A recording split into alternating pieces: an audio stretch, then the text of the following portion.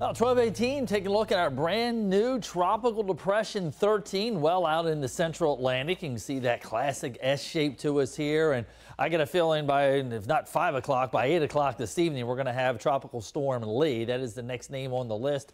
We're definitely going to need to keep an eye on this one. This one's not going to have to negotiate the islands. It's going through an area that really hasn't seen a whole lot of activity here recently. Notice by tomorrow morning or Wednesday morning, ramping up to a Category 1 storm, and by Sunday morning potentially being up to a Category 4 storm. Now, usually I like to see it get into the what I like to call the Bermuda Triangle area here before I start deciding as to whether it's going to have a free shot to the southeast coast or if something's coming through to deflect it to us here. So I know there's been a lot of posts out there on social media. Yes, this is the system that the American model was picking up on.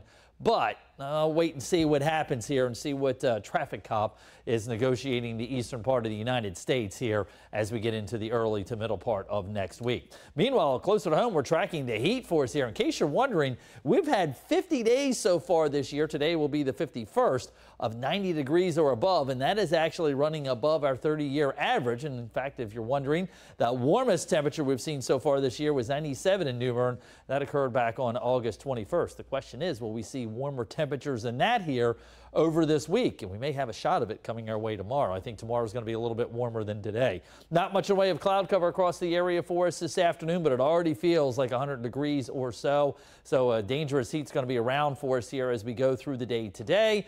Even staying muggy overnight tonight. We'll see those feel like temperatures back up near 100 or better for tomorrow. And this will continue into Thursday as well, as we are going to be seeing a nice heat wave going for us here with those temperatures remaining into the 90s. And yep, dew points have returned into the 70s, so it is very steamy across the area.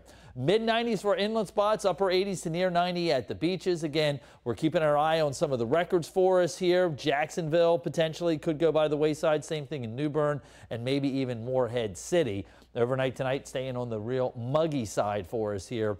Very similar temperatures is what we've seen. Meanwhile, we've got a high pressure that's going to dominate our weather for the next couple of days. Nothing more than maybe some sea breeze showers or thunder showers in here as we head through Thursday. Slightly better chance of some afternoon storms on Friday. Saturday and Sunday, a front slides in here with a little bit better coverage of storms. And then again, we'll be watching what's transpiring across the central and eastern U.S. as we go into next week as to whether Lee will be deflected away from us or have a shot at the southeast coast. We'll keep you posted.